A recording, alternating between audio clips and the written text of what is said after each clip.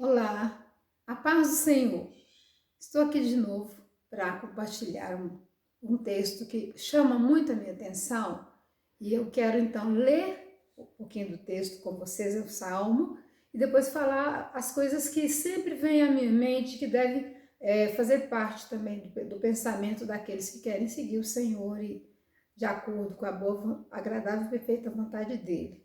É o Salmo 73. Esse se chama A Prosperidade dos Ímpios. Verdadeiramente bom é Deus para com Israel, para com os limpos de coração. Quanto a mim, os meus pés quase se desviaram. Pouco faltou para que escorregassem os meus passos, pois eu tinha inveja dos loucos, quando via a prosperidade dos ímpios. Porque não há apertos na sua morte, mas firme está a sua força. Não se acham em trabalhos como outra gente, nem são afligidos como outros homens. Pelo que a soberba os cerca como um colar, vestem-se de violência como de adorno.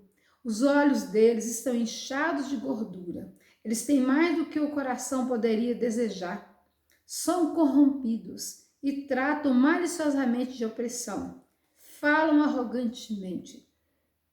Põe as suas bocas contra os céus e as suas línguas andam pela terra. Por isso o povo dele volta aqui e águas de copo cheio se lhes espremem. E eles dizem, como sabe Deus? Há conhecimento no Altíssimo? Eis que estes são ímpios e prosperam no mundo, aumentam em riquezas. Na verdade, que em vão tenho purificado o meu coração e lavado as minhas mãos em inocência, pois todo dia tenho sido afligido e castigado cada manhã. Se eu dissesse, falarei assim, eis que ofenderia a geração dos seus filhos.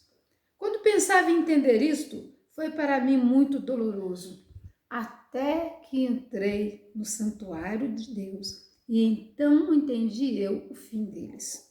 Certamente tu os puseste em lugares escorregadios, tu os lanças em destruição. Como caem na desolação, quase num momento, ficam totalmente consumidos de terrores. Como um sonho quando se acorda, assim, ó Senhor, quando acordares, desprezarás a aparência deles. Assim o meu coração se azedou e sinto picadas nos meus rins. Assim me embruteci e nada sabia. Fiquei como um animal perante ti. Todavia, estou de contínuo contigo. Tu me sustentaste pela minha mão direita. Guiar-me-ás com teu conselho e depois me receberás na glória. Que tenho eu no céu senão a ti? E na terra não há quem eu deseje além de ti. A minha carne e o meu coração desfalecem, mas Deus é a fortaleza do meu coração e a minha porção para sempre. Pois eis que os que se alongam de ti perecerão. Tu tens destruído todos aqueles que se desviam de ti. Mas para mim, bom é aproximar-me de Deus. Pus a minha confiança no Senhor Deus para anunciar todas as tuas obras. Este salmo, há muitos anos ele chama a minha atenção, porque ele é um dos levitas do tempo de Israel, muito famoso e é conhecido mesmo como Asaf, e ele tem vários salmos. E ele foi um dos adoradores, e ele representa o grupo de adoradores, dos cantores e líder dos cantores de Davi, quando Davi estruturou o ministério de adoração e organizou e incentivou esse preparo dessas pessoas. Então era um ministério de adoração e dentro do ministério de levitas, porque os levitas são uma nação que não consegue terra em Israel, mas consegue locais para moradia, cidades.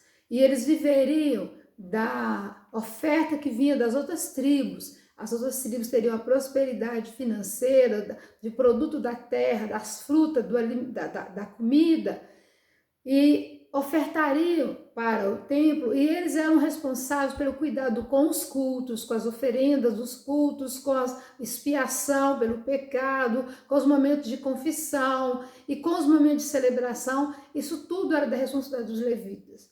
E Asaf é um levita que chega no momento em que há um problema com ele, de relação dele existencial com Deus, dele começar a comparar a vida dele com a vida dos demais integrantes de Israel, das outras tribos que são parentes entre eles.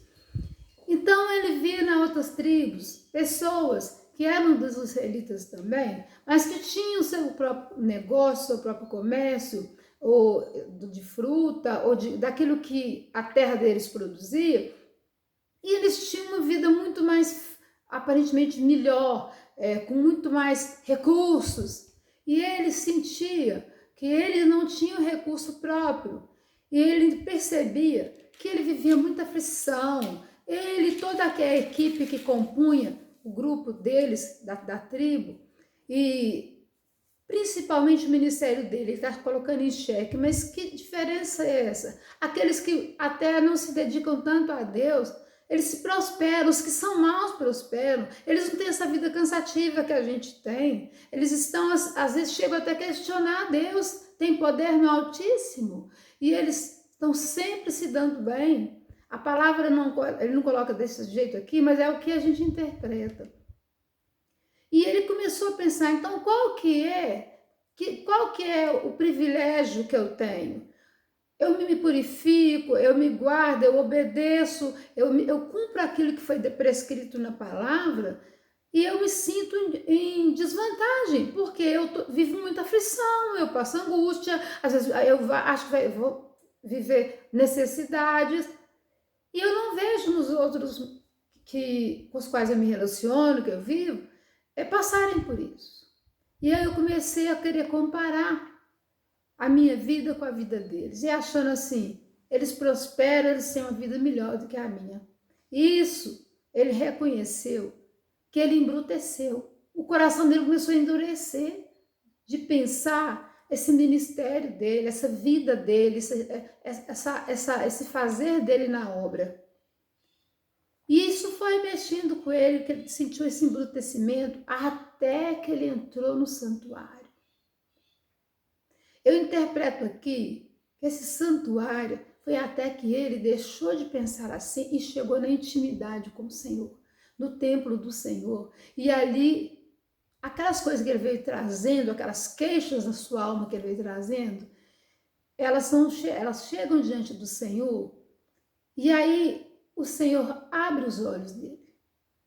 E o Senhor mostra qual que é o risco, a fragilidade de quem às vezes rapidamente sobe, rapidamente, ou com muita rapidez, multiplica os seus recursos, mas vive uma vida como se fosse uma areia movediça. Às vezes eles têm muito, daqui a pouco eles não têm nada, e eles também não têm muita paz, porque tem muita coisa para eles vigiarem. E na condição da tribo de Levi, da qual Asaf faz parte, o Senhor falou com eles, olha, vocês não terão terra, terão locais de moradia e viverão dos recursos que vierem para o templo. Eu sou a herança de vocês. Então, ele está questionando então que Deus não estava fazendo com que ele tivesse a mesma condição que os outros. Porque o tratamento de Deus com o levita, com aquele que Deus separa, é diferenciado. Às vezes a gente quer ser como os outros. O padrão de exigência de Deus é maior. O padrão de excelência de vida de Deus é maior. E nós nos sentimos cobrados, porque também a gente recebe do Senhor tarefas de fazer alguns trabalhos que nos consomem mais. Mas quando ele entrou no santuário, ele teve isso bem claro. Epa, o Senhor é minha herança. Eu estou querendo me comparar ao que Deus tem para os outros para fazer? Não.